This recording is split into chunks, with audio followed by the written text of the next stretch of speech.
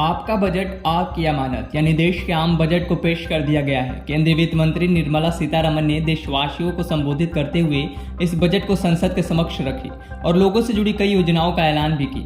इस दौरान कृषि, शिक्षा और मध्यम वर्ग से जुड़ी उन तमाम योजनाओं की घोषणा की गई जिससे जनता का सीधा सरोकार है।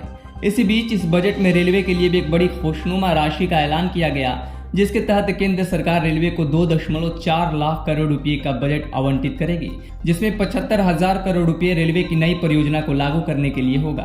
बजट में इसी ऐलान के बाद रेल मंत्री अश्विनी वैष्णव ने भारतीय रेल से जुड़ी कुछ नई परियोजनाओं को लेकर बड़ी घोषणा की है। ये घोषणा भारत में चलने जा रही हाइड्रोजन ट्रेन को लेकर है, जिसे दिसंबर 2023 के बाद भारतीय पटरियों पर देखने को मिलेगा। हाइड्रोजन ट्रेन से जुड़ी इस नई परियोजना को लेकर क्या कहा रेल मंत्री ने, सुनिए।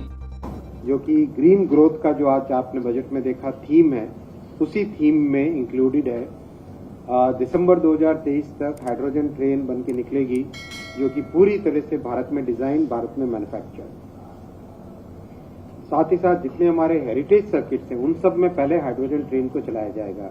जैसे कालका शिमला हेरिटेज सर्किट है, ऐसे सर्किट्स में पहले हाइड्रोजन ट्रेन को चलाया जाएगा और फिर बाद में उसको और ज्यादा विस्तृत किया जाएगा। तो ये बदलते भारत की नई ट्रेन है जो साल के अंत तक देश के पटरियों पर दौड़ती हुई नजर आएगी। इसके अलावा भारतीय रेलवे वंदे मेट्रो भी शुरू करने जा रहा है, जिसे वंदे भारत के तर्ज पर चलाया जाएगा।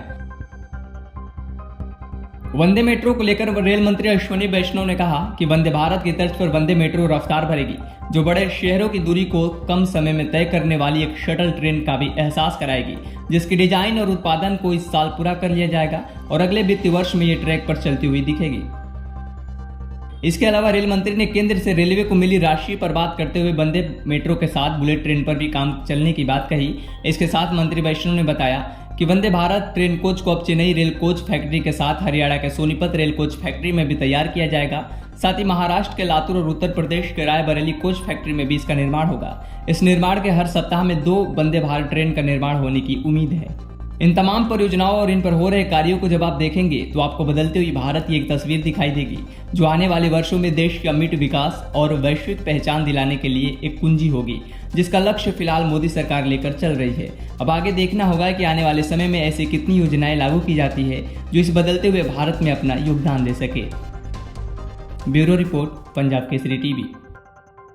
हमसे जुड़े रहने के लिए हमारे YouTube चैनल को सब्सक्राइब करें और नई वीडियो की नोटिफिकेशन के लिए बेल आइकॉन को दबाएं